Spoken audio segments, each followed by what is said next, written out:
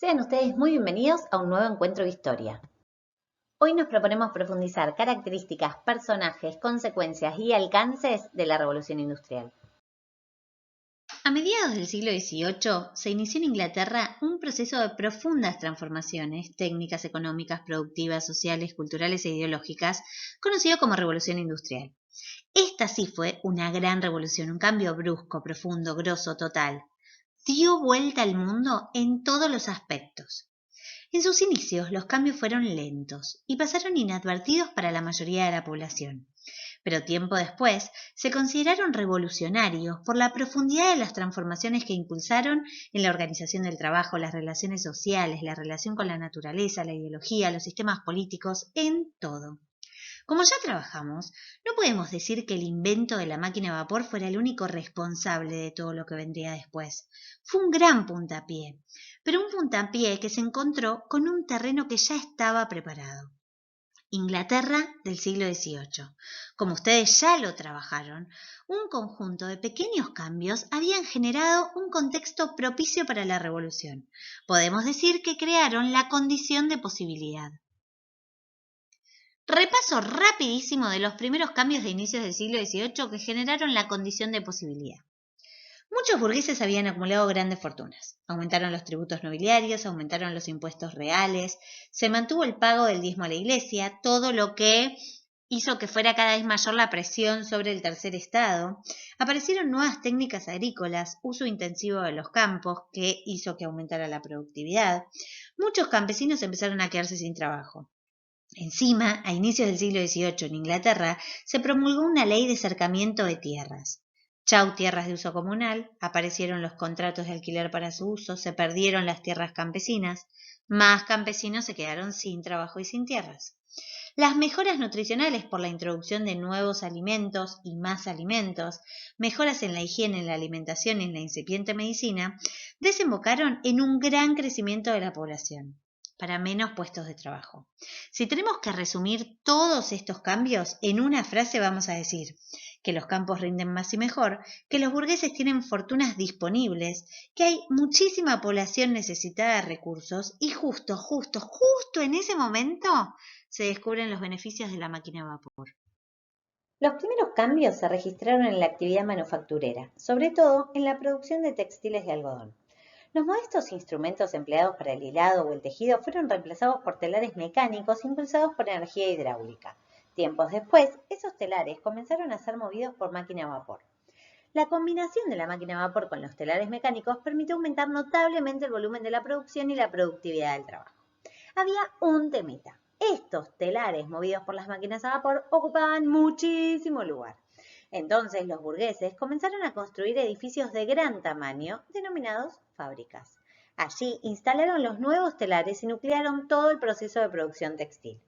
Estas nuevas máquinas y la aparición de las fábricas constituyeron la base de la nueva organización económica, dividiendo a la sociedad en dos. Por un lado, los burgueses, dueños de las nuevas máquinas, eran comerciantes que abastecían los mercados europeos y coloniales y controlaban la fabricación de los paños en las áreas rurales. Por otro lado, los trabajadores que concurrían a las fábricas y cumplían largas jornadas de trabajo recibían como pago un salario. Las fábricas constituyeron así el centro de las transformaciones. La concentración de las fábricas en las ciudades provocó el crecimiento de los centros urbanos, a donde muchos campesinos y artesanos se dirigieron en busca de empleo. Los nuevos obreros industriales se establecieron en los alrededores de las fábricas, ubicadas generalmente en los suburbios de las ciudades. Los mismos burgueses dueños de las fábricas se ocuparon de construir bloques de casas o edificios que alquilaban a sus empleados. Las viviendas eran mínimas y su costo obligaba a que familias amplias debieran compartir los espacios. Los nuevos vecinos de las ciudades no podían ya criar o cosechar sus alimentos como hacían en el campo, por lo que necesitaban comprarlos al final de sus largas jornadas de trabajo. Así los burgueses, siempre atentos a las necesidades de sus obreros, empezaron a construir tiendas y almacenes donde los empleados podían comprar todo lo necesario para su subsistencia.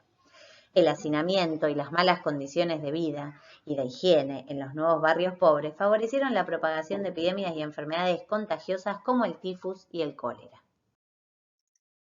La necesidad de trabajo era tal que las fábricas disponían de excesos de mano de obra agolpados en sus puertas, por lo que si no te gustaban las condiciones podías irte sin que nadie te llore. En 2 segundos tu puesto era reemplazado. Con esta ventaja a su favor, los burgueses ahorraban en condiciones de higiene, de seguridad y en salarios. Las condiciones laborales de los obreros eran durísimas, las jornadas de trabajo muy extensas, en general de 14 a 15 horas, hacinados, insalubres. La única distinción entre hombres, mujeres y niños era el salario. El salario se calculaba con una suma sencilla: lo mínimo indispensable para la supervivencia del trabajador, lo mínimo indispensable para la reproducción de ese trabajador, se aseguraban nuevos trabajadores cuando éste se muera, más el valor de una cervecita semanal, real, para que los obreros sintieran que tenían posibilidad de disfrute y se olvidaran de las malas condiciones de trabajo, que no se quejaran. Las mujeres cobraban solamente el primer ítem, lo necesario para su subsistencia, y los niños en general trabajaban a cambio de almuerzo, pero la necesidad de trabajo era tal que las fábricas estaban llenas de hombres, mujeres y niños explotados, abusados en misérrimas condiciones. Los burgueses ganaban, ganaban y ganaban, porque además de las ganancias de la fábrica, recibían el alquiler de la vivienda y las ganancias de todas las tiendas donde los obreros compraban los recursos mínimos para la supervivencia. Muchas pequeñas empresas familiares quebraron porque no pudieron competir contra la eficacia de estas grandes industrias, por lo que cada vez había más gente en la puerta de la fábrica, generando un círculo vicioso. Para optimizar el rendimiento de los obreros y conseguir mayores beneficios económicos, desde fines del siglo XIX los dueños de las fábricas impusieron una nueva organización del trabajo. Cronometraje de los tiempos, mejor coordinación entre el trabajador y la máquina, mecanización, producción en cadena, entre otros. La deshumanización, la precarización laboral, la mecanización de las tareas fueron derivando de a poco en una alienación total.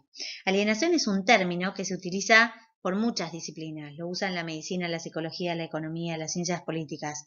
¿Qué significa? Refiere en general a la pérdida de identidad de la persona. El individuo va perdiendo todo lo que lo hace persona. Miren a Charles Chaplin, acuérdense de tiempos modernos. Se convierte en alguien ajeno a sí mismo, que ha perdido el control sobre sí mismo. Es el producto de un proceso de transformación de la conciencia en el que se va enajenando al ser humano. En el capitalismo, Karl Marx dice que el trabajador deja de ser considerado como una persona y solo se contempla su función productiva, como mano de obra, su función económica. Deja de ser persona y se convierte en una máquina. Durante la segunda mitad del siglo XIX, la actividad industrial se diversificó y expandió. Nuevas industrias surgieron en Inglaterra, Francia, Alemania, Estados Unidos, Japón. En esa época se sucedieron importantes descubrimientos e inventos. Muchas veces poderosos industriales financiaban las investigaciones de académicos y científicos. Además del vapor, comenzaron a utilizarse nuevas fuentes de energía, la electricidad, por ejemplo. Y cuando surgió el motor a combustible, se transformó en la principal fuente. Los nuevos inventos y descubrimientos permitieron un notable desarrollo de las comunicaciones y un gran aumento de la productividad, lo que generó nuevas necesidades. Necesidad de materia prima, mano de obra y mercado de consumo. El rápido aumento de la producción industrial y el control del comercio marítimo internacional que Gran Bretaña ya tenía, permitió además que los industriales exportaran gran parte de su producción de textiles de algodón y resolvieran sus necesidades en otras partes del mundo. Vamos a pensarlo con un ejemplo. Les presento a Jack. Jack es dueño de una gran fábrica impecablemente montada con su cadena de producción, respetando todas las técnicas, modos y condiciones de labor que ya abordamos en este video. Jack es exitosísimo, pero las nuevas formas de energía le han permitido producir mucho más, entonces necesita conseguir más materia prima, más mano de obra y más mercado de consumo. Muy cerca de Jack, en las afueras de la ciudad, vive Juanito o Juanita, que se dedica a la cría de vacas. Esta recolección de materias primas de la naturaleza le permitirá a Jack producir mucho más, entonces le ofrece a Juanito un negocio redondo. Por cada vaca que Juanito le venda, Jack le pagará $1. Juanito, que trabaja desde muy temprano en el campo de sol a sol, recibirá este negocio como un negocio redondo, y así Jack podrá tildar la primera de sus necesidades. Juanito ha hecho un muy buen trato, pero son muchos los Juanitos y Juanitas que viven en las afueras de la ciudad o dentro de las ciudades y que necesitan mucho trabajar. Así Jack, dando respuesta a esta necesidad de trabajo, va a poder tildar la segunda de sus necesidades, mano de obra. Mano de obra que trabajará muchas veces en condiciones de explotación, de alienación, de mecanización y de precarización. Pero con materias primas y mano de obra dentro, Jack podrá resolver sus necesidades de producción. Y ahí están las carteras, o los cinturones, o los zapatos, o cualquier cosa que Jack pueda hacer de cuero. Esa cartera es espectacular, está buenísima y puede producir miles por día, millones por día. Lo que necesita ahora es venderlas. ¿Y quién le va a comprar una cartera de cuero tan cara? Juanito. Juanito o Juanita que trabajan todo el día y que al ver esa cartera sienten que la merecen, porque han trabajado tanto que pueden hacer ese esfuerzo. Y aunque la cartera salga carísima y aparentemente esté más allá de sus posibilidades, Juanito y Juanita que trabajan todo el día merecen el reconocimiento, sienten que se lo merecen, que se lo han ganado. Le pagarán entonces a Jack el dinero que Jack pide. Jack verá llover los dólares sobre su cabeza y tildará la tercera de sus necesidades, el mercado de consumo. Mercado de consumo que ha creado, generando en los Juanitos y Juanitas necesidades que ni siquiera ellos sabían que tenían.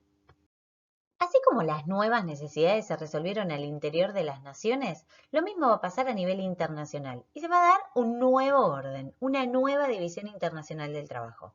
Los países del mundo se van a dividir generalmente en dos: países industrializados y países productores, recolectores de materia prima.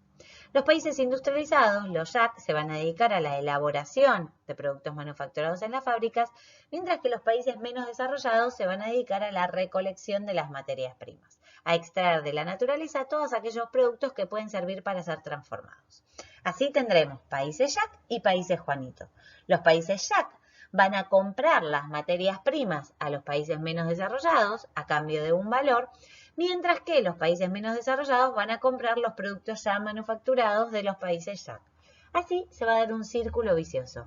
Miren a simple vista lo que se observa. Los países menos desarrollados reciben menos dinero en su balanza de pagos que el dinero que deben enviar a los industrializados a cambio de los productos. Lo que se originó con una máquina termina cambiándolo todo, da vuelta al mundo de cabeza, un nuevo orden, una nueva lógica, cambia todo realmente, cambia la economía, la política, la organización social, las leyes, todo se da vuelta. Y nadie puede dudar del valor simbólico de la fábrica como gran ícono del capitalismo, pero hay tres elementos más que se originan y desarrollan a partir de la revolución industrial y que asumen cada una de las características esenciales de este nuevo sistema.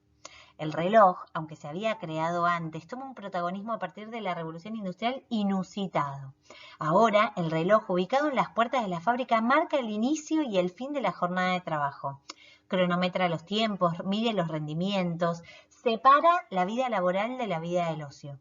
Y separa la sociedad en dos: o manejás el reloj o cumplís los tiempos del reloj. El tren, uno de los primeros elementos de jerarquización y discriminación social. Empiezan a diseñarse vagones de primera clase, con servicios, con estética, mientras que las clases bajas viajan en los mismos vagones de carga. Los mismos vagones de carga que unen distancias, que acortan el tiempo entre la materia prima y la producción, que llevan los productos a todos lados. Las ciudades, su crecimiento y expansión se produjo alrededor de las fábricas, se diferencian claramente el centro de la ciudad y los barrios ricos de los barrios pobres. Las calles céntricas se caracterizan por su amplitud, sus árboles, su elegancia, mientras que las calles humildes eran angostas de tierra, llenas de residuos. Estos cuatro íconos, fábrica, reloj, ciudad y tren, reflejan en sí mismos las características esenciales del capitalismo: productividad, conectividad y jerarquización y división social. Saben que soy una convencida que una imagen vale más que 1000 palabras. ¿Pueden identificar las características y elementos de la revolución económica que retratan estas imágenes? Presten atención a las relaciones interpersonales. ¿Cómo se relacionan los individuos entre sí? ¿Qué vínculos se establecen? ¿Se observa algún tipo de división social? ¿Cómo se comportan los distintos grupos? ¿Cómo se tratan los grupos entre sí? ¿Pueden observar las consecuencias sociales de los cambios que aparentemente eran solamente económicos y productivos? ¿Cómo afecta la revolución industrial a nuestras vidas cotidianas?